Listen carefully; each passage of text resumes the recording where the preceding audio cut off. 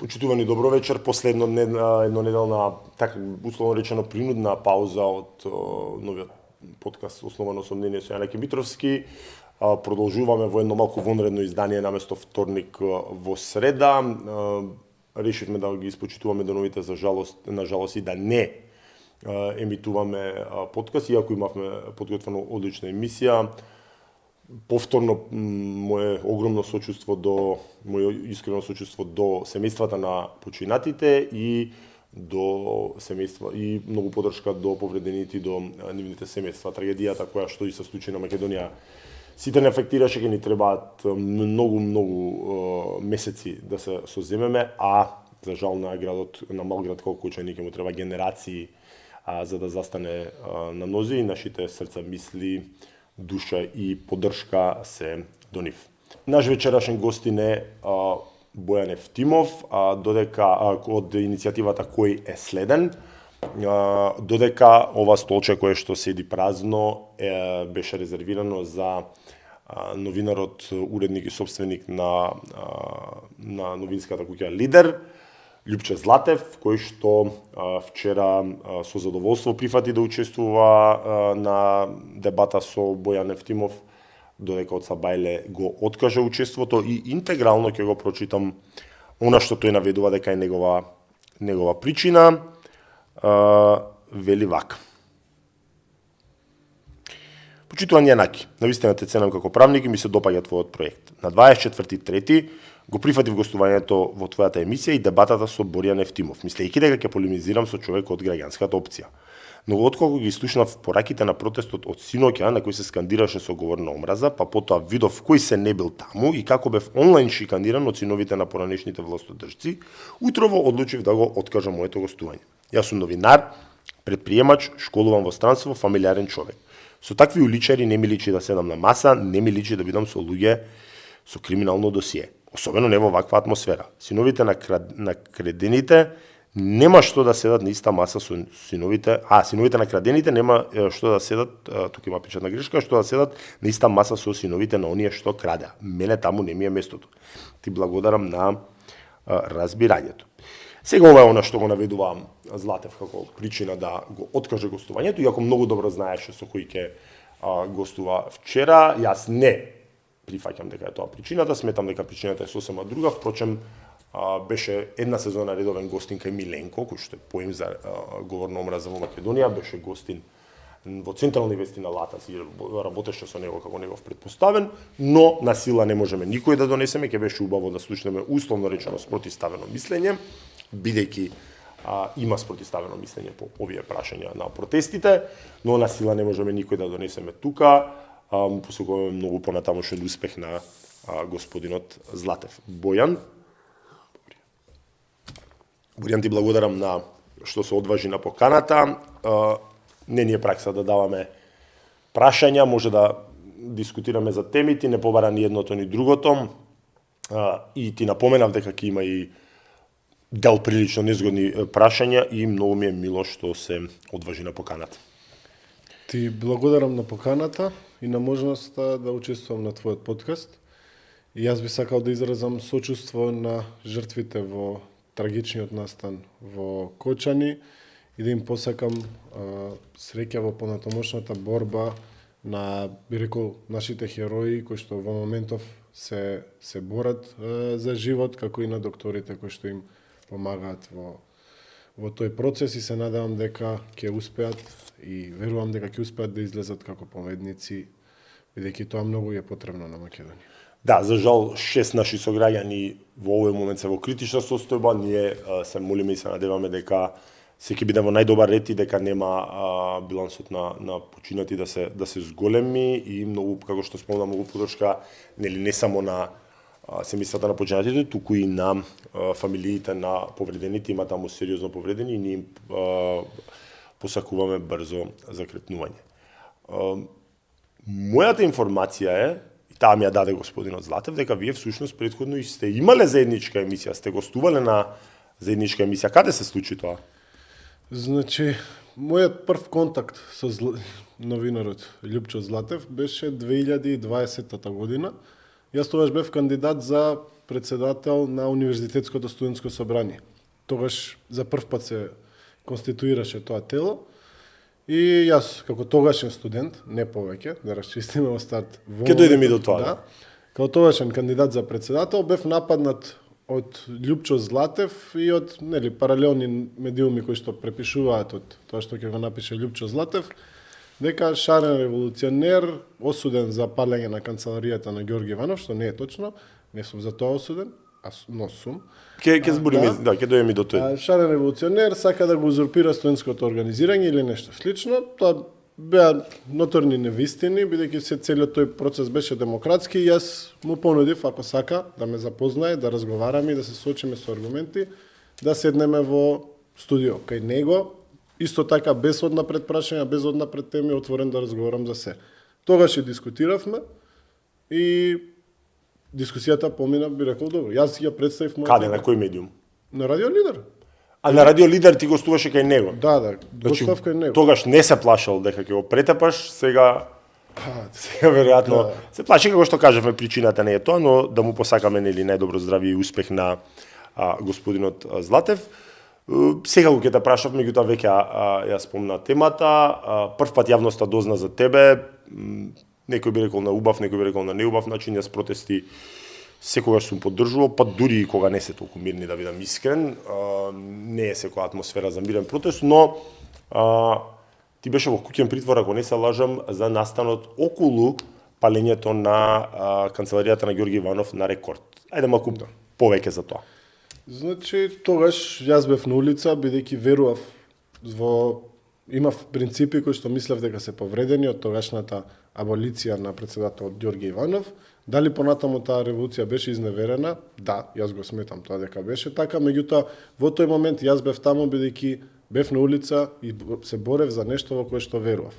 Да, но тоа само ќе те прекинам. Шарената револуција почна од фактичкиот ден после аболицијата, значи кога ќе кажеме шарена револуција, секогаш се добива впечаток, односно се помислува на знаеме сите оние кои што се фарба, кои што изиграваа шарени командоси, а кои што потоа дебело профитираа, тоа е факт, сакал се согласил ти или не, така да не секој кој што излегол фрлал со боја и така натаму, но значи, ова беше вториот ден. Така вториот нешто, ден, да. Дојде до инциденти, нели се запали канцеларијата, не се запали канцеларијата, се искрши и се потпали, на беше улица, мал оган. На улица беше палењето, моето дело конкретно беше учествува во тоа што ќе стори кривично дело. Тогаш имаше судири со полицијата. На снимките ме има, тоа е факт дека во тој момент учествувам во тоопата. Колку години си тогаш? 19, мислам. Добро. Дека учествувам во тоопата, тоа е факт, ја не го негирав ниту еднаш тоа. Исто така ме има како ја молам тоопата да не ги напаѓа обичните полицајци кои што беа заглавени пред Министерство за правда. Така што ја не го спорам тоа, не го кријам. Во тој момент сум верувал дека тоа е исправно. Не мислам дека насилство е начинот на кој што се остваруваат. Значи, ајде да резимираме. Ти не си осуден за кршење на канцеларијата, туку за судир со полицијата на улица.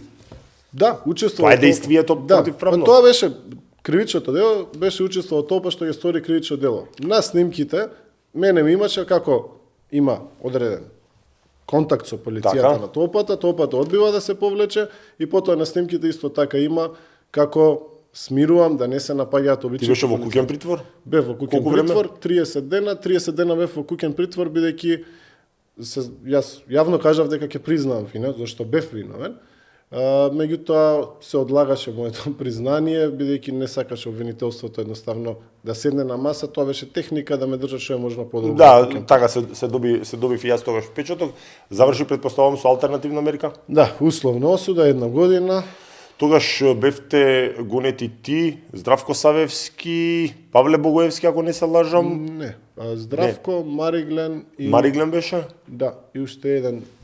Вечко не ми текнува сега во моментов. Кој беше да не утнам, да не виде после? Тоа беа, можеби и затоа те поврзувам, јас ќе дојдем и до тоа, и затоа зборавме, затоа и те поврзувам со политичка партија Левица и убаво да се разјасни затоа што моментално се тие етикетите.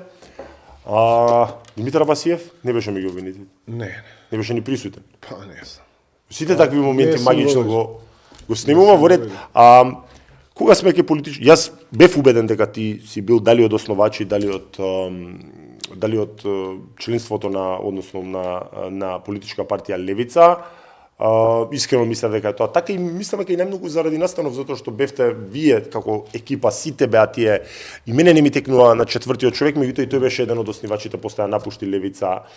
Впрочем, никој од вас сега не е веќе во Левица, меѓутоа затоа можеби и те поврзувам. Си бил ли некогаш член на политичка партија Левица? Не, никогаш не сум бил член на ниту една политичка партија.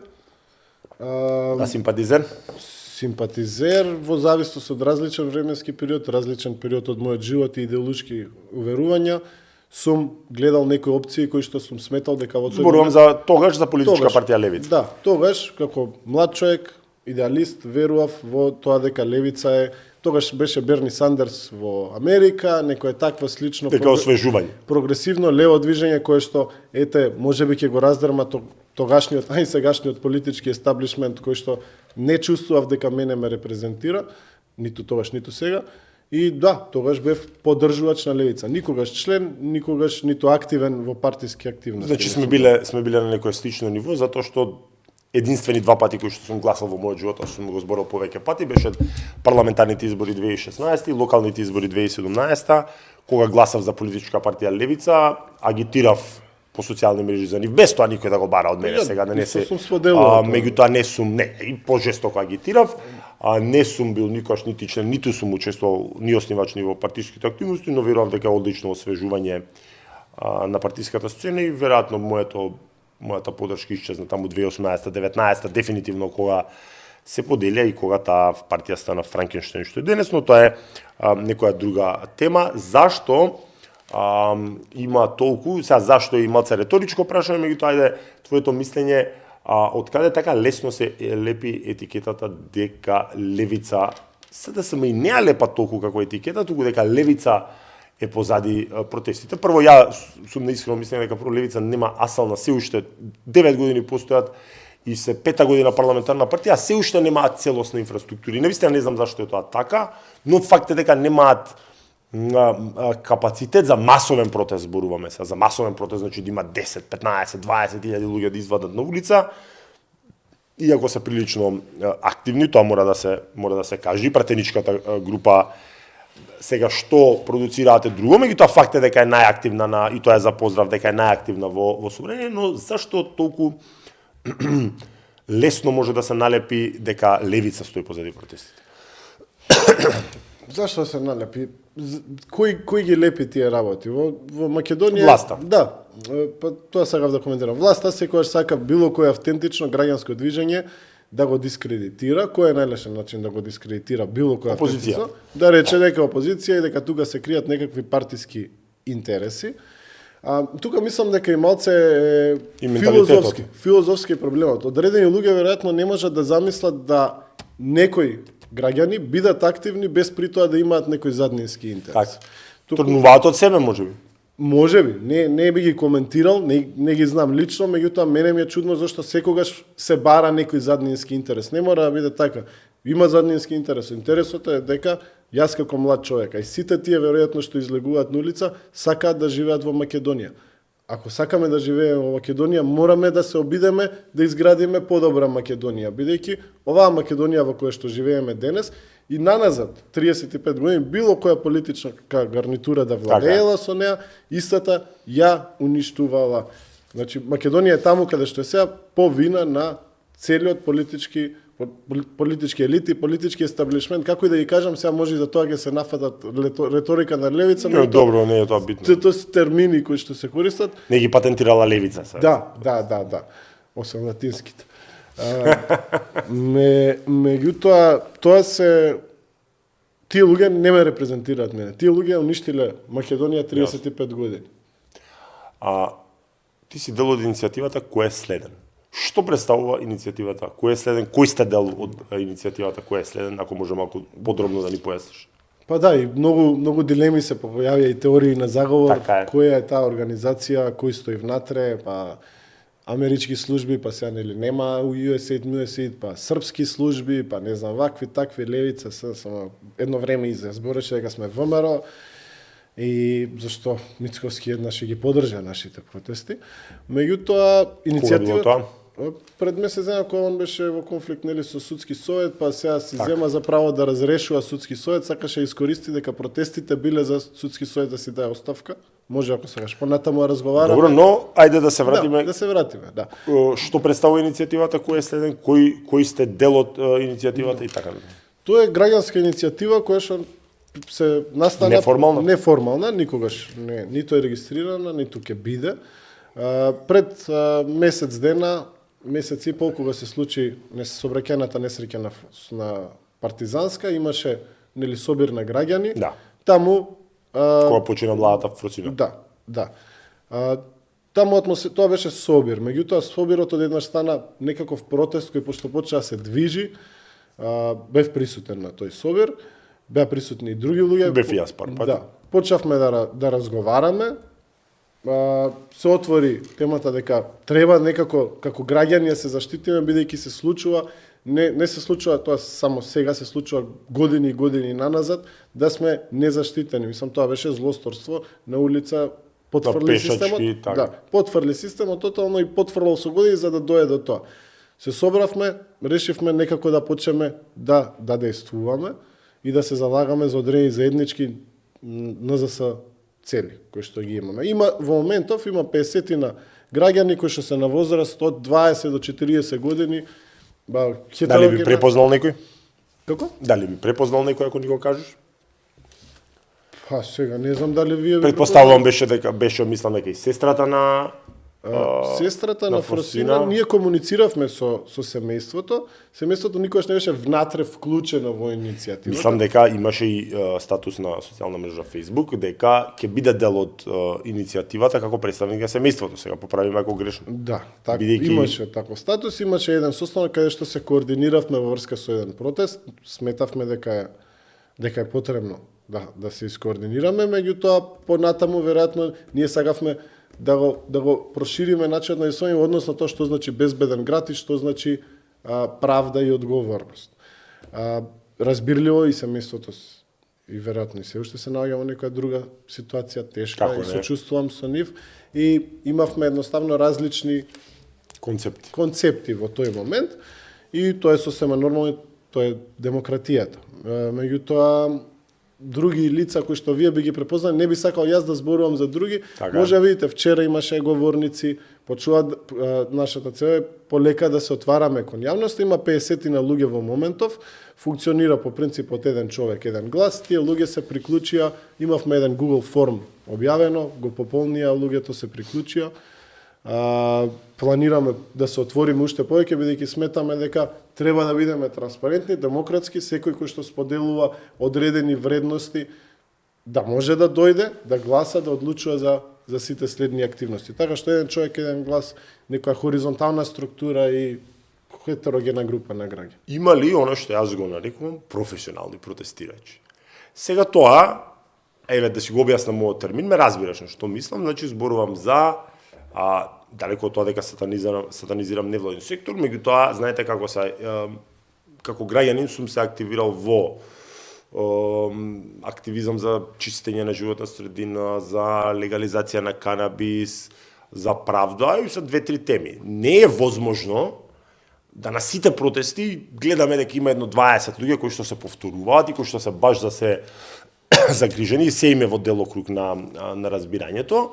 Значи зборувам за професионални невладини, затоа што ние билка кога сме работели ден денес многу пасивна организацијата поради X причини, кои што сум ги објаснувал многу пати, секој што одело партизански, не велам дека погрешно да се финансирате, меѓутоа се зборуваме за луѓе на кои што им е професија да бидат да се вработени во невладина организација, затоа што ние во билка 7 основачи сите сме имале примарни професии, тоа било баш онака партизански од джеб сме ја финансирале. Не велам дека и тоа добро, затоа што ние во одреден момент дојдовме до тоа дека ја носиме организацијата до тука, а ние немаме финансии да речеме 2 деца да вработиме за да може да ги реализираат, да работат нели секој ден на реализација на активностите. Постојат ли професионални протестирачи во кој следен? Сега ја иако не работам во невладен сектор, работам во приватен сектор, може и за мене да кажеш така, бидејќи и јас сум бил, како што викаш, на протести од воздух, од образование, Се не, тоа поентата е. Дали има вработени во невладени организации?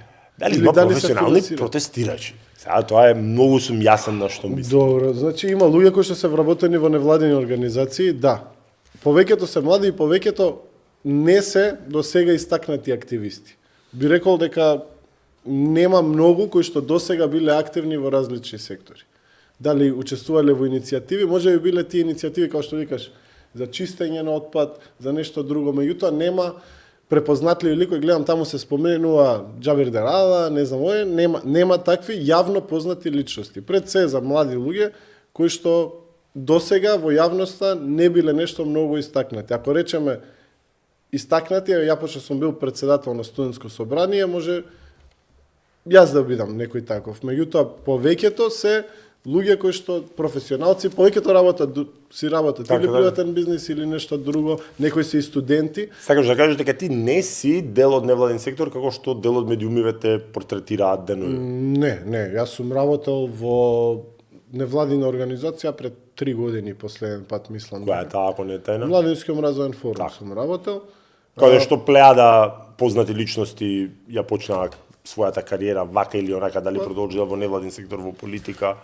Маријан Забрчанец, Димитар Апасиев, Илија Димовски. Илија Димовски, да си жив и здрав, значи плејада на личови од кои што сега се од различни провиненции политички, така да. Ме интересирало да истражувам, ме интересирало политика, секојаш уште. Шаше го фати ли Шаше? Да. Шаше го фати легенда, го репузов до него. Ајде да зборуваме малку за партиските влијанија. Треба во иницијатива и на самите протести. Сега треба си наивен, треба си навистина наивен, не си наивен човек, дека може да се биде имун или дека, еве ајде да бидеме попрецизен, партиите ќе се воздржат од тоа да се обидат да направат инфилтрација во движењево. Како би се заштитиле од такво нешто? Се знаете како? Вадеа вчера, генерално провладени медии, дека не знам на Бучковски син му бил, дека некоја госпоѓа млада девојка од Сорос била. Видете, прво, јас имам единствен со срце на протести сум учествувал, која беа за Мартин Нешковски и реално вие не можете некој да му забраните да дојде на протест. Кој сум јас на јавен простор да му речам на некој, иако го имам правено тоа. Провери ке мене има едно старо видео каде што пробувам да го избркам Фрчковски, Љубомир Фрчковски на вториот ден, на третиот ден на протестите дојде, мислам дека беше на вториот ден. Тука на рекорд и ми вика баш ме заболе. Јас пробав да го избркам со ставот дека ги оцрнува протестите, дека провладените мегафони тоа ќе го искористат. Ставот на Фрчков во негов стил дека беше дека баш го заболело што дека тоа било негово граѓанско право и на крајот на денот и двајцата сме во право. И јас сум во право, меѓутоа тој прави на сила не можам да го избркам и тој беше да тоа таму со некои двајца како бодигарди му беа партиски, меѓутоа како верувам дека сакате да се заштитите од партиско влијание. Како планирате да оние што се против протестите секако ќе ги анатемисуваат, тоа не е спорно, меѓутоа чисто за вас, ако навистина се намерите, еве јас сакам да верувам дека се искрени, како би се заштитиле од таков тип на влијание? Види се, внатрешно, тука не ја репрезентирам организацијата, меѓутоа може да ти кажам принципите. Принципите се дека е демократска организација. Ја ми верувам дека демократијата и можноста да гласаме и да одлучуваме заедно е тоа што ќе не заштити од инфилтрација. И ќе дојдат 30 членови на СДСМ и ќе бидат мнозинство, вие верувате во демократија и тие ќе гласаат како се разбирам, тоа е стравот. Тоа е стравот. Кој што е оправдан. Постојано дека би дошле партиски активисти, меѓутоа се има одредени принципи. Ние иако сме отворена организација, си работиме на некој протокол за прием на членови како би се заштитиле од инфилтрација. Како има прием на членови, неформална организација. Не, па прием да се вклучат во организацијата, нели? Меѓутоа верувам дека со тој демократски принцип и тие нема да може како да кажам, да само дека ги спомна, тие сами по себе демократски не функционираат, не може да парираат на демократија внатре, не се научени, а може да надгласаат и да влезат. Нема механизми, нова организација месец дена, меѓутоа верувам дека со искреноста и со дебатата дека ние ќе успееме внатрешно организацијата и со одредена проверка, не може ако ти до вчера си бил дел од СДММ, си објавувал јавно, да влезеш и да викаш од денес јас сум чист и не сум член на ниту една политичка партија, тоа е апсурдно. меѓутоа на некој начин сакаме да се футрираме. Ние веруваме, искрено веруваме дека во било која политичка партија има луѓе кои што сакаат да ја подобрат Македонија. Во сите политички партии има и такви и такви. Меѓутоа тие може да действуваат во рамки на својата политичка партија. Ова е граѓанска иницијатива и ние не би сакале партиски активисти да го шират своето партиско влијание внатрешно во организацијата. Као што најавив, целта е таа организација се шири да привлече што е можно повеќе граѓански активисти за подемократски да се носат одлуките и да не се наметнува дека ние сами сме одлучиле вака или така да се действува. А во однос на протестот, за мене улицата е најдемократското место на светот. На самиот протест може да дојде... Многу сум против салонски активизам. Да. И на самата улица може да дојде кој сака и може да вика што сака. Не физички, не може да му е затне на устата да повикува на нешто. А кои се тие говори на омраза вчера што биле? Аз не го пратев од близко протестот, мислам видов слики, еве Златев кажува дека тоа му е една од причините зашто не сакал да дојде, затоа што дека имало говор на омраза, радикализирање, а јас кој што видов дека беше моќен мирен протест, но слоганите не ги баш запазив. Кои се тие говори на омраза вчера, што оделе наводни говори на омраза? Улицата е најдемократскиот момент, меѓутоа како организатори на протестот ние поставуваме одредени правила на однесување. Ти го пријавуваше во МВР? Јас го однесов документот, бидејќи... И кои беа тие толку скандалозни? Според господин Златев, прво, согласно принципите е забрането да има било каков говор на омраза или насилство, не сметаме дека тоа е начинот на кој што се остваруваат политички цели.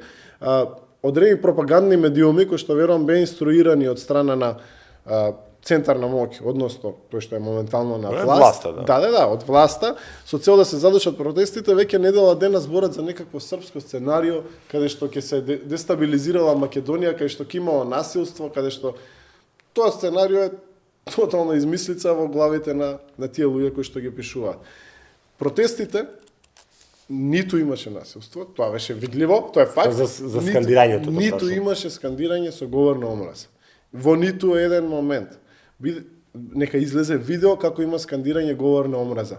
Дури и некој да викнал, еден човек не знам, не сум видел, меѓутоа и да викнал некој, тоа не станало говор на протестот. Може да биде инфилтриран. Медиумот на нашиот, и тоа секогаш постои како опција, медиумот на нашиот несуден соговорник, например, имаше вест дека само стотина луѓе се собрале, па потоа кога го преплавија со коментари дека тоа не е така, па поради забраната за медиуми ги поврзуваа студентите, па не можеле. Се обидуваше се покрие со некој лош хумор. Можеби говор на омраза за медиумот на Љупчо Златев е повикот за одговорност во случај на и политичка и морална и било каква одговорност. Јас мислам дека зашто немаше такво нешто. Јас мислам дека ВМРО ДПМН на ужасно лош начин ги менаџира, види секоја влада се плаши од протести, затоа што нели нормално, да речеме, ајде природно е да ги доживува како непријател, особено во Македонија или на Балканов, но на ужасно лош начин ги менаџира протестите. Многу попаметно ќе беше да ги поддржи протестите. Во смисла на тоа, премиерот е професор. Да излезе со студентите во прв ред да застане и со еден удар две му вики. Што ќе направи? Прво ќе даде јасна порака, политичка поддршка, која што ќе му донесе многу поени. Ќе рече државата е позади вас, зашто видете, са ВМРО ДПМН се уште има кредит, нели 9 месеци оваа гарнитура на власт и се уште може кај нас првите година две се вадат на претходната власт и може да рече да, точно системот е расипан, ама еве нема да биде како до сега, ние ќе го исправаме, да излезе во прв ред да биде, значи Христијан Мицковски како претседател на ВМРО ДПМН, не знам и првенци на таа партија да дадат јасна поддршка дека државата е позади вас и втора работа што ќе имаше тоа многу за нив позитивен ефект да голем дел на луѓе кои што се инклинираат кон опозицијата или не се поддржувачи на ВМРО ДПМН може и ќе се разводенеа и ќе се разотидоа. Кај нас дали е матрицата нивна таква, се оди строго на сила, на сатанизирање. Таа кампања на пропаганда што гонат, мене ако ме прашаш, може да пали само кај нивни поддржувачи. Тешко поминува кај неопределен, кај некој што инклинира кон опозиција. Сега сакам да се направи дистинкција, односно да ни кажеш дали има дистинкција. Протести има во Кочани, тие се да речеме локални, кои што претпоставувам не се поврзани со кој е следен. Па имаме организација кој е следен и како трет фактор студентиве. Има ли соработка меѓу трите групи? Прво да почнам, исто така се согласувам дека многу катастрофално власта се справува. Да излезеше, не мора премиерот, првенци на таа партија, они ќе ги угушаа на многу мирен начин, многу поголем ефект ќе имаа и за нив и ќе добиеа политички поени, значи ќе покажаа, значи сенс дека сме тука со народот, ве поддржуваме, дека ние сме тие гаранти дека овој пат нема да остане на секое чудо за 3 дена. За мене политичари на протест, особено тие што се од власта, Не можеш да ги спречиш. Не можеш да ги спречиш, имаше еден абсурден наслов, се сеќавам СДС кога беше Да, на кога власт. протестираа сами против себе. Владата животна го поддржа, средина. не имаше и за новинарите. Владата го поддржа протестот на новинарите против владата. И за животната средина Имаше и протестираа такви, сами против себе. А не направија ништо за животната средина. Меѓутоа, Да, ама тоа беше веќе подоцна во мандатот. Тоа ќе те потсетам, значи не е баш исто, они се уште се во првата година од мандатот и имаат кредит да речат, па еве, ние се справуваме демек со хаосов што ни го остави. така е, они се обидува на крајно репресивен начин со јавувања од полиција по луѓе кои што се активни, кои што знаат дека се активни, што правите, како правите, има индиции пријателски дека има инфилтратори и така натаму. 100% има. Не, ама само да кажам, тие пријателски совети од полиција, адвокаци, веројатно знаеш да, што јасно. значи. Да. Понатаму од новинарот Лјупчо Златев пред 2 дена на редарски состанок имаше испратено 20 дечки кои што беа да шпионираат испратени Како тоа. пратени од него, мислиш? Па после пола саат тоа што се разговараше пред да ги замолиме да го напиштат нашето место беше објавено кај Лјупчо Златев.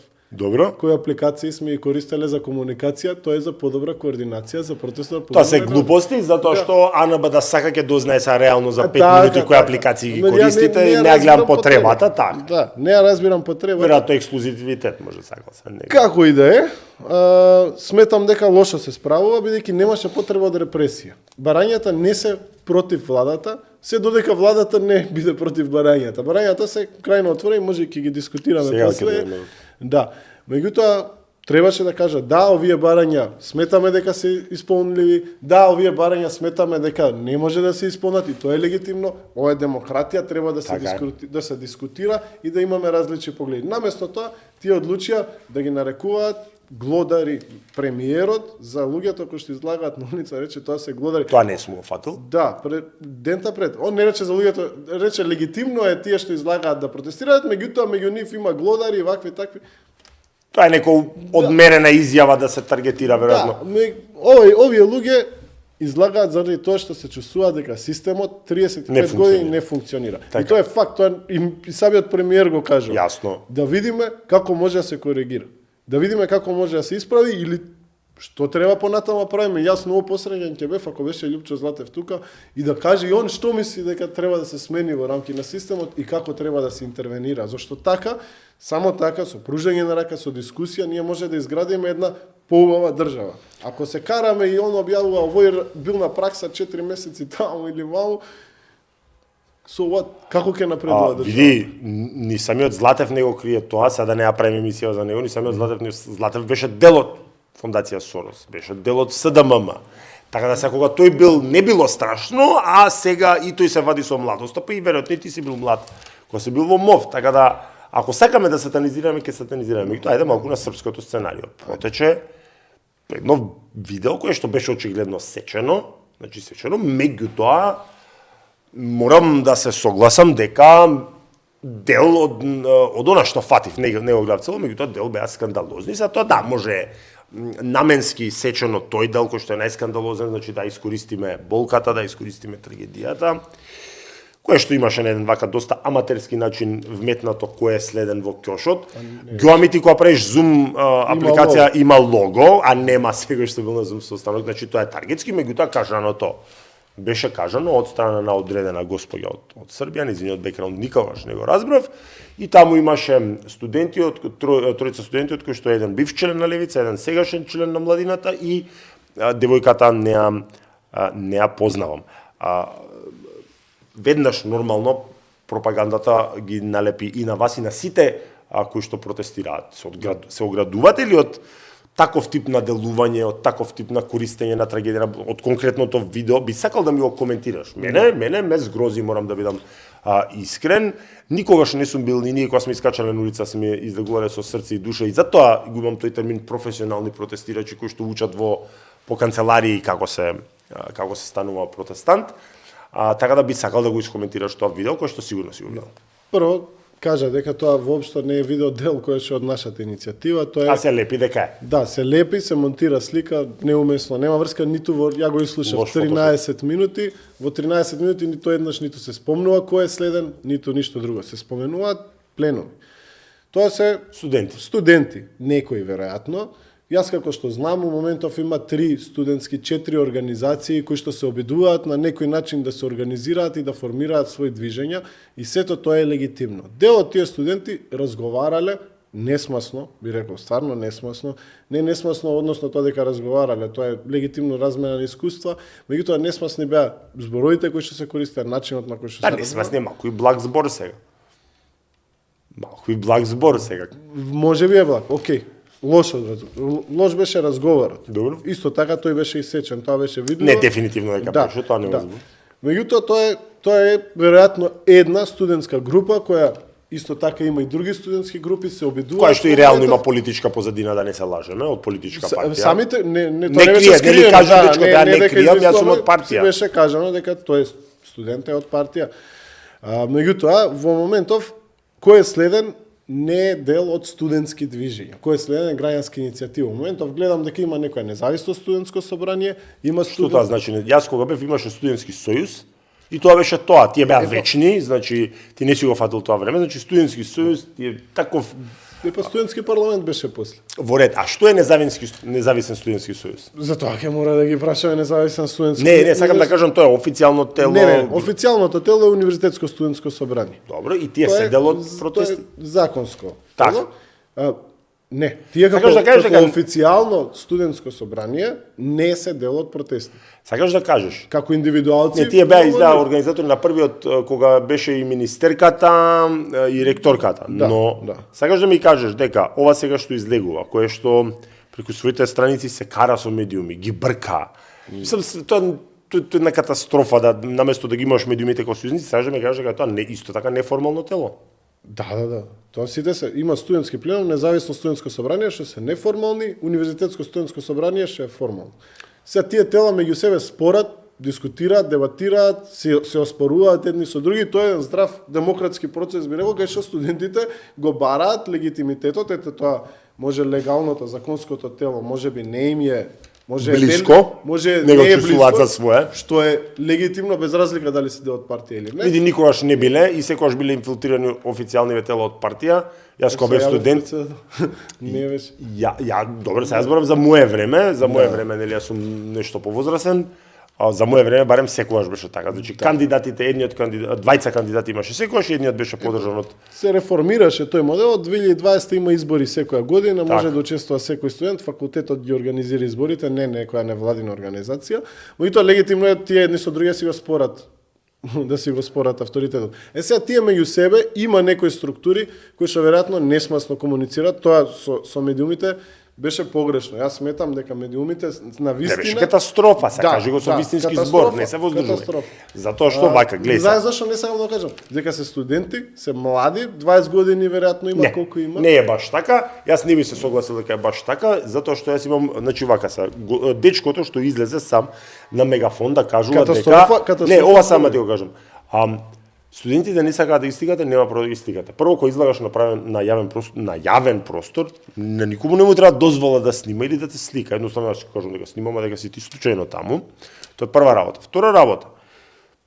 Произлезе дека господинот е член на Црвена младина.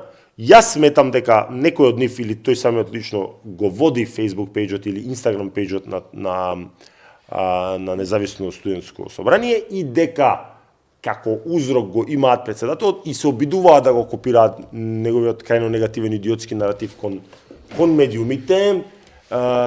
Види дека медиумите имаат совршена улога, тоа далеку од тоа, меѓутоа и таков кретенски однос и после да чекаш поддршка не бива и наместо да искористат да ги чувствуваат како сојузници медиуми, они се кара со условно речено опозиционо настроени, под опозиционо не мислам само на партија, него под опозиционо настроени новинари, значи буквално се караа со нив корумпирани бербати. Така да тоа е за секаква осуда и е исклучиво контрапродуктивно, кое што нормално пропагандата на владеачката партија го искористи, го злоупотреби. Мислам, не го злоупотреби, го искористи. Сами се наместија. Да, точно. Едноставно сами си им наместија пенал и тие го искористија. Меѓутоа, па ќе кажам, студентите во моментов се у некој процес на ревоспоставување на демократските институции внатре во нив и тој процес нели универзитетско студентски сојуз демократски се добро, ама сега некој смета дека нема легитимност. Ти дека беше председател беа демократски извир, се така ќе изгледа од страна, ама сега веќе не го па се го парат. Избрани се и сега демократски. Тоа не го негирам,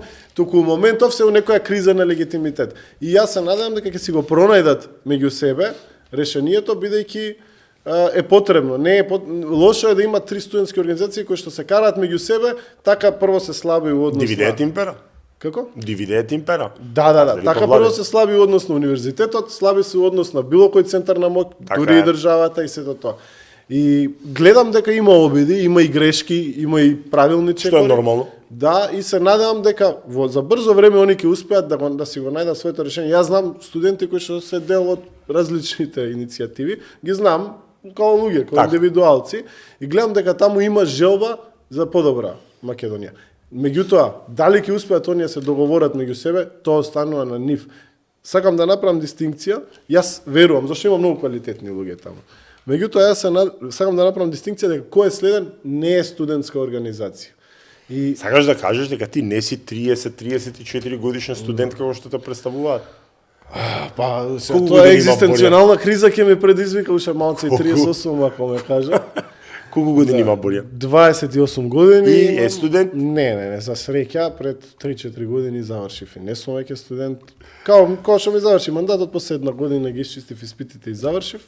Не сум студент, ниту еднаш не сум се представил како студент. Од тогаш нааму, мислам, зашто би. И немам намера. Веројатно за да те поврзат со овој на господин, со кретенските изјави, веројатно тоа е да се стаи под еден. И така ќе се дискредитира, ќе биде овој на 28 години, вечен студент, глуми, на 30 години студира. А тотално нема врска, како што кажав, у наша организација кој е следен? Има и студенти, има и возрастни луѓе кои што се вработени со фамилии, има и нешто измеѓу ко мене што се трагаат уште и така натаму. Меѓутоа не е студентска организација и нема за цел да биде студентска организација. Дали соработувате, ме праша. Македонија има 1,5 милиони луѓе, се знаеме горе-доле сите, се знаеме меѓу себе. Во моментов тие самите треба да ги конструираат своите тела и својот идентитет, за да може да формална некаква соработка и комуникација да има. Ја мислам дека е здраво да има комуникација меѓу сите, не само меѓу студентски организации, граѓански организации и меѓу владата и граѓанските организации. Ние не сме опоненти, иако они се стават... Би отишли ли на разговор, например, ако премиерот ве повика во влада? Не можеш сам да одлучиш. Лично не можам никако да одлучам сам, меѓутоа нашите барања се Ајде, тоа не доноси до прашање кое што сакам од преска да го поставам, кои се барањата на кој е следен? Да, значи, кој е следен, кој што кажав, пред месец и пол се формираше, се формулира некакви барања, меѓутоа претпоставам некакви барања од власта, меѓутоа претпоставам во моментов те интересира кои се барањата во однос на конкретната ситуација. Првиот корпус на барање е во однос на одговорноста и тука претпоставам малце и ќе спориме. Првото е објавување транспарентно од страна на сите институции на целокупната документација, нивна документација за тоа што е работено од 2012 до 2025 година во однос на клубот Пулс. Тука не мислам сведочења сега, туку дали имало инспекција, записници, некои фиксирани работи кои што дали ги имало или ги немало воопшто. Може и нема документација дека имало било каков инспекцијски надзор таму. Или полиција дали влегувала во тој клуб пред, зашто верувам, не влегува прв пат малолетници од тој клуб. Јасно, да, така е. Или немаше прв пат пиротехника и така натаму. Тоа се гледа на Инстаграм. Пистики има, така е, да, тоа е. Така што, како постапувале, у сите 13 години наназад, од моментот наназад, другото е одговорност не е само овој случај. Овој случај ни се повторува нас и станува се побрутален и се побрутален. Ние ова не е фарса, нели еднаш грешка, втор пат учиш, треба фарса ако ти се води. Ова е веќе секоја година на нас ни се случува по еден случај. Од тие што ги памтам мојот животен век, од кога потоа на бородот со бугарите, Така. па Беса Транс, Дурмотур, Стајковци не го заборави поплавата. Стајковци, зашто тие тогаш беше природна непогода, ама Природна негода, ама ридот над Стајковци кој што е природна брана е соголен од бесправна сеча. Бев помагав таму, тоа беше како цунами да поминува, не беше да. поплава. Понатаму имаме Тетовска модуларна болница, кај што во моментов лидерот на опозиција тогаш беше министер за здравство, така тој беше надлежен за тоа и веројатно за тоа толку и тивка опозиција. Добра е таа поента, да. И понатаму како беше онкологија, иако не беше од тој тип на трагедија, сепак имаше сериозни злоупотреби, им става физиолошки раствор на луѓе кои што се Мајка ми лежеше последниот месец од својот живот на онкологија и тоа е таму жив хорор. Прво недостиг на ресурси, друго меѓутоа ова што го збориш и на крај дојдоа и се случи се. во Бугарија автобусот 40 Па Беса и Дурмо, не знам кој беше кој. Па Беса мислам дека беше Ласкарци. Трагедијата 16 мртви, а ова беше 40 и колку таму и на крај кулминираше со ова и не боже, како тргна ситуацијата се побрутално и побрутално. Слушаме дека сега 340 градежни дозволи не исполнувале стандард, биле повлечени. Повеќе 400 и кусур. А колку били изградени згради без да има надзор? Апсолутно. Не сакам да ширам паника, Добро, тоа значи, дека системот. тоа е второто барање. Одговорност за сите тие теми. И другиот корпус на барања се во однос на безбедност и превенција.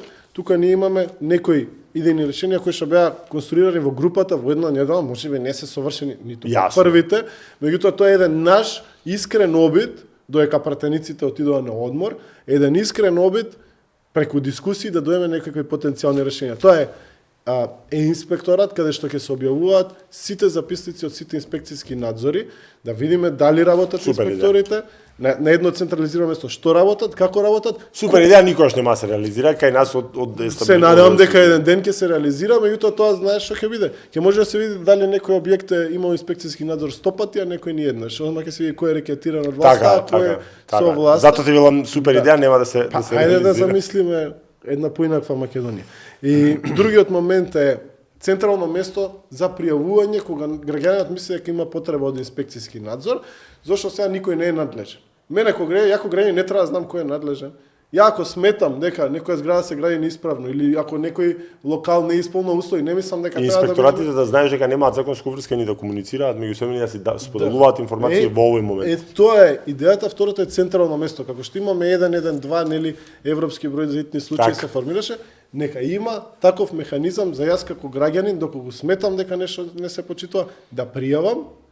Па надлежни од државата нека делегира кој е надлежен, така. Како ја да знам лаички ме разбирате. Апсолутно. Тоа е. Второто и третото дека мора посериозно државата да се посвети на образование општо, зашто тоа е тотално друга тема, меѓутоа и на образование за справување со вакви ситуации, зашто ние видовме дека и младите кои што беа таму не знаеа да се справат, тие не се виновни зашто не знаеле како се справат. Па кај нас видите прва помош ние немавме, јас кога полагав за кола, потоа во ВДО, а колку навистина знаат да даваат прва помош е многу дискутабилно. Ја имав еден час кај што слушавме презентација од PowerPoint. Теорија. Да.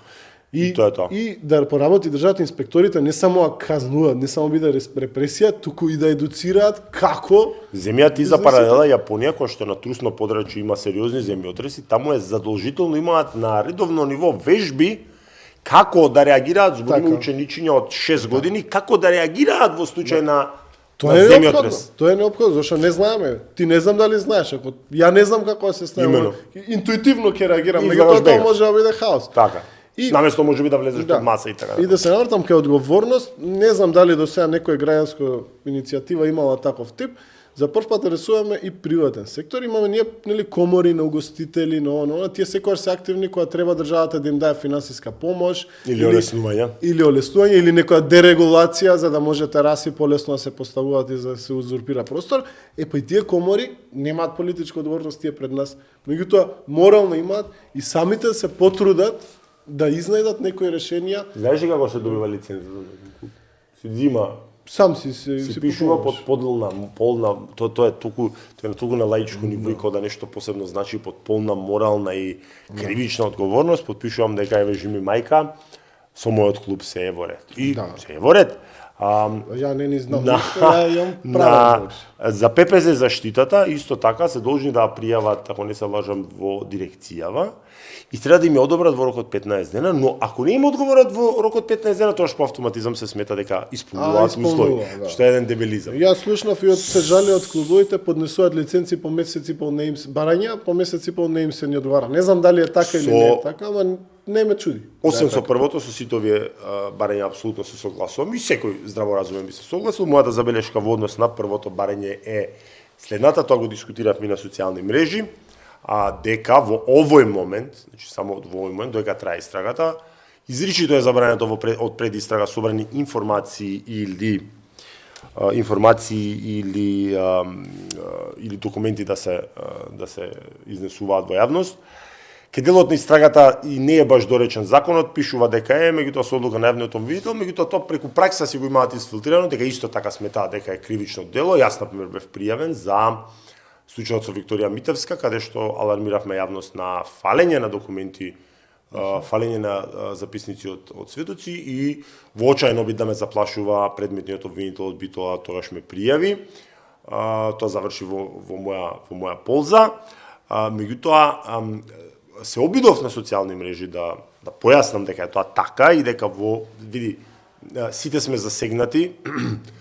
На крајот на денот и кога ќе заврши истрагата, обвинителството нема да биде пазар, па секој што е заинтересиран да му дава увид, таму имаат право на увид на крајот на денот и оштетените, а верувам ќе се согласиш дека никој повеќе од нив не е заинтересиран да има транспарентна постапка и согласност. Голем дел од народов, од со оние што комуницирам на социјални мрежи се согласија, дел не имаше, нема да именувам никој, една госпоѓа од твојата иницијатива, која што се обидува на некој долен од вашата иницијатива, се извинувам, на некој долен начин, па не било така, па во закон за слободен пристап до информација од јавен карактер, пишувало дека може да се добиваат информации, тоа воопшто не е така, затоа што прво законот за кажувам за публикава, значи законот за слободен пристап од информација од јавен карактер има цел сет на рестрикции, воена тајна, државна тајна и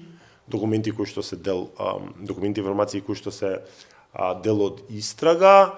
Немало како тоа преку ноќ станале тие документи тајни, до вчера биле јавни, значи тие не се од јавен карактер, а подоцна кога ќе заврши истрагата, секој ќе станат, па не знам, сега она се консултирала со честни правници, проба тука да ме не сум обично реактивен, не сум воопшто реактивен на таков дел, меѓутоа добро е и тоа што ти го велиш и добро е да излезе и да речеме и републичкиот обвинител, добро е да излезе и министерот, колегата Панче кој што е адвокат да го каже тоа, затоа што не е убаво да се создаде лош печаток. Види, секој страв, ја тоа сум го кажал многу пати, дека секој чудо ќе биде за 3 дена, дека ќе се заташка, дека ќе заврши бенигно како претходниве трагедии е апсолутно оправдани. Ние имаме 35 години искуство со кое што го подкрепуваме тој страв. Така да меѓутоа да не навлегуваме во паранои и мене ми е дилемата, значи да не случајно се дава, затоа што види, веднаш пропагандата ја извади паралелата со Србија, дека таму беше едно од барањата тие. Дали се оди во насока да се постави барање, со овака од теза го поставувам, не дали јас го мислам, да се постави барање кое што е неисполниво, неверојатно, за да може после тоа да се вергла дека, односно да се тврди дека ете нешто се крие. Не би навлегол во материјална расправа дали е дозволено или не е, бидејќи не е. Да има тези дека, има тези дека. Не се тоа тези. Не, окей, друга ми е поента. Добро. Поентата ми е, ние се залагаме за транспарентност. Ние сметаме дека државата и институциите кои што ги повикуваме и јавниот обвинител има должност да комуницираат со граѓаните. Едно е комуницирање, друго е да ви се дадат документи на увид кои што се дел од истрага. Тоа се различни работи. Сакам да кажам, доколку не е издржано нашето барање, тие можат да одговорат зошто не и да образложат дека Согласен. во овој момент според законот за кривична Кога ќе затвориме истрагата, тие и тие документи не можат, може некои од документите што се барат не се предмет на истрага, може тие се достапни и ќе ги Така. објават, меѓутоа да образложат сите, вклучувајќи го и обвинителот кој што е повторно представник на граѓаните во рамки на правото, така. Тој не е приватен адвокат. тоа е државен орган. Да. Добро? Да образложат зошто не смеат да ги објават. И кога би ги објавиле. Кога ќе заврши истрагата, тоа што еве, академија, правни невладени организации, адвокати, адвокатски издруженија, правнички издруженија, нека ги коментираат аргументите зошто не може и да се отвори некоја теоретска дискусија, дали може би од јавен интерес некогаш да се отворат документите или не, тоа не е предмет на нашите барања. Тоа е некоја може и академска дискусија, меѓутоа само доколку тие одговори. Се надеваме дека ќе ни одговорат, бидејќи сметаме дека така треба да функционира комуникацијата граѓани и држава. Доколку тие да одговори се издржани, еве како што велиш ти, би биле. Ние самите, ако продолжиме да протестираме, ќе испаднеме контрадикторни и тогаш ќе може да се види дека ние сме имале задни намери. Меѓутоа, доколку ние речеме, окей, го прифаќаме ова. Го прифаќаме овој одговор, или ако може ќе биде одговорот лош, може академија, факултети, издруженија, може ти ќе речеш, дечки, ова не држи вода, што го кажувате. У тој момент ќе го цениме нивниот одговор. Меѓутоа сметаме дека заслужува јавност одговор зошто може и не може, што е предмет на истрага или како што може да се објави и што не може. Па нека цени јавност. Ако ние после некој објективен одговор продолжиме да го бараме тоа, сами граѓаните ќе видат дека ние сме имале некои задни намери, тука имало некаква теорија на заговор или конспирација, што и да е. Меѓутоа, тоа е, имаме ние и други барања, меѓутоа принципот на кој што ние сметаме дека треба да се комуницира. Со другите се согласувам, затоа не ги коментирам. Ние сметаме дека треба да се комуницира. Нека образложат, па експертите нека го ценат одговорот, а ние како активисти, ја ако имам завршен правен факултет, не работам во моментов право, работам друго, не би се осудил да влагам во академска и стручна дискусија и правничка дискусија дали е или не е дозволено. Ти повеќе знаеш, може би некои други адвокати поинаку мислат, нели правото не е така, да. 1+1. Ја не претендирам моето мислење да е вселенска вистина, нормално, да. Нека дадат образложение и тоа образложение ќе се цени. Тоа е моментот. Ние и кога работевме, извини, нашиот план беше понеделник да се представи, минатиот понеделник да се представат одредени барања во однос на правосудството. Каде што имаше, освен барања до власта и собранието, имаше и барања до Советот на јавни обвинители и Судскиот совет, и кои што беа и во насока на транспарентноста и комуникацијата, еве, и кај тој случај генерално они не сакаат да комуницираат, не сакаат да ги образлагаат своите. Не мене отидеме пријави господинот обвинител. Не се дискутира судска одлука. Зошто да не се дискутира? Не, тоа кој кажува. Па не, има таква нели теза, не они треба да се коментира зашто така се гради и правото. Може и ќе најдеме некоја утка, може ќе најдат експерти некоја утка, па така ќе го напредиме правото во одреден момент. Тоа е природен процес, а но кај нас не се транспарентни, немаат навика да образложуваат зошто и како што прават. Јас не би сакал да ја загрозиме истрагата, немаме таква намера, меѓутоа заслужуваме ние и јавност одговор што може, а што не може во моментов да се направи и кога ќе може да се направи. Нека дадат, кога ќе заврши истрагата, кога ќе заврши овој дел. Има законски одредби кога максимално трае истрагата, тоа се 6 месеци. Така. По барање, ако истрагата не е завршена и смета дека покомплицирани треба уште се прибираат докази, може од висшето јавно обвинителство да бараат дозвола, значи Кочанското да бара од Штипското, кој што има супремација, да бара уште 6 месеци, ако и тогаш не ја завршат, што не верувам дека ќе се случи, можат од Републичкото уште 3 месеци. 15 месеци е максималниот рок, меѓутоа си свесен, прво предметот е притворски, нема да трае. По сила на закон треба да се работи итно. А второ, притисокот на јавноста го прави своето. Јас прогнозирав дека некаде јуни ќе завршат истрагата, и тогаш се дава известување за завршена истрага до сите бранители, кои што значи бранителот во овој момент нема право на увид во документите. Тоа се обидам да го објаснам на јавноста затоа што се има манипулации, дел се од неукост, дел се тенденциозни во таа смисла. Имало или немало инспекција што влегла пред 3 години таму? Немало. Ја верувам дека И ја верувам дека не мога. Знаеш што е апсурдот на наше добре? Нема да има записници. Нема да има дека таму влегле полицајци и го казниле локалот, дека, мислам, сега може спекулирам. Казна ништо не значи, затоа што тој локал работи на диво, не издава фискални, па сега да му е гаља да има од кај да му наплатат казната. А исто така има и моменти што се не се предмет на истрага. Има еден... Дорно истрагата трае и е на сам почеток, тоа треба да се каже најмно, така не се чека за 2 дена, тоа е невозможно, затоа што истрагата е во петокот. Отворено денеска сме во вторник. Што искочи на некои медиуми, Кочан имало формирано некој консултативно тело. Совет за локална безбедност. Никад не се собрале. Така. Тие треба да сносат политичка одговорност. По мене, дефинитивно. Сите. Дефинитивно. Што не го свикале тој совет? Зашо или влегле? Треба да се провери полицискиот командир.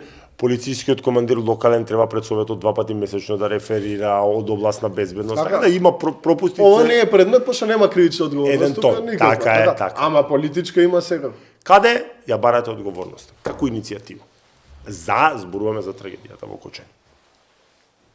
Од 2012 до... Каде? До овакво. Државен пазарен инспекторат, обвинителство, судство, се. Сите институции кои што били одговорни. И од градежен инспекторат до Министерство за економија и инспекцијските служби кои што стојат таму, до пазарна инспекција, до полиција, до локална самоуправа. Да, невозможно е да функционира 13 години така локално. 13 години. А никој ништо да не знае. Никој ништо да не знае. Значи, и полиција да не знае, еве, полиција знае у парк каде дуваат деца. Да, така, да. А не знае дека овде се пали пиротехника секој ден и малолетници дека искачаат. Да не се лажеме. Види во моментот дека знае МВР е повеќе од евидентно затоа што еден полицаец погина кој што е на акција за сузбивање на противправни дејанија за точење алкохол на малолетници и за трговија со дрога. Така да дека молам? По колку? 2,5 е пожар. Како? Сакам у 2,5 пожарот. Не, сакам да ви кажам значи дека МВР знаела и превземела оперативни действија, ама не се превземени. Добро, се тоа малце на некои други институции, меѓутоа дека знаела кај треба МВР и треба да ги извести другите институции ако гледа дека не се фискални сметки не се плаќаат, дека се пуштаат малолетници. Како ује па нели има спекулации влегле у локалот. Наводно била пломбирана во декември, па таа пломба од страната што е посебно кривично дело по член 289, многу види. Многу шпекулации има и убаво е побрзо да заврши истрагата за да на крајот на денот за да не се шпекулира. И на крајот на денот нефункционирањето на државата. Тоа е неспорно. Како понатаму? Еве со тоа да завршиме како понатаму, зборам како општо прашање, како ние ќе се осигураме дека не само дека овој пат нема да биде нели како до сега која што ја популаризира реченицава нели Ковачевски и Ахмети, и како многу поважно како да се спречат ваков тип на настани. Тоа е многу се вака општо прашање, нели тешко прашање. На Македонија ќе треба долго време да се излечи од ова. Како не? Да се лечи сите. Ние сме во емоционален шок, сите нема теоретска шанса. Да. Било кој здраворазумен човек да не бил опфатен. Така што тој процес ќе биде долг, особено за тој град, тоа ќе биде генерации и генерации. И тоа е многу трагично зашто ние сите со нашата неактивност сме на некој начин можеби сме дозволиле да дојде тоа. Во првите денови јас тоа го говорев дека сите не си земам себе си. Сносиме вина за можеби недоволна вокалност. Сега секој сум бил вокален, меѓутоа знаеш сега да не се прави. Јас зборам, значи сите сносиме вина и се што се случи е директна последица на нашиот кукавичлук, неколку пати тоа го повторувам и тоа е така. Боријан, ти благодарам на времето. Љупчо ти, не се шегуваме малку, не е Љупчо тука. Му благодариме за отсуството или присуството. Мојот став е дека јас прво максимално и од срце ги поддржувам протестите. Се надевам, сакав да дојдам вчера, но бев на некоја емисија. Сигурно ќе дојдам на некој од протестите кога времето ќе ми го дозволи и обврските ми го дозволат тоа. И се надевам дека ќе успеете да се заштитите од политички инфилтрации кои што секако ќе има обиди и од сатанизирање за кое што има обиди и ќе има обиди и понатаму. Ти благодарам на поканава и можноста да... И се надевам дека разјаснивме, нели? Да. Па тоа, можноста да се разјаснат некои работи, веројатно ќе треба уште многу активисти да излезат на многу емисии за да се справат со притисокот кој што постои. Се надам дека ќе престане, зашто ќе свати власта важноста на моменталната ситуација, ние да заедно да работиме за решавање на проблемите и се надам дека сите граѓани без разлика дали ќе дојдат во кој следен или ќе се приклучат у студентска организација или независно ќе бидат активни зашто немаме крај крајва живееме во една социјални мрежи, активист можеш да бидеш и преку Да, меѓутоа ако да бидеш вокален. Ако не се обидеме да го смениме и премиерот вика да го смениме системот, тоаш која е поентата да живееме тука? Нема поента. А јас сакам да живеам тука, сигурен сум дека и ти, зашто си толку активен, така што да се обидеме. Ти посакувам секој добро. Фала.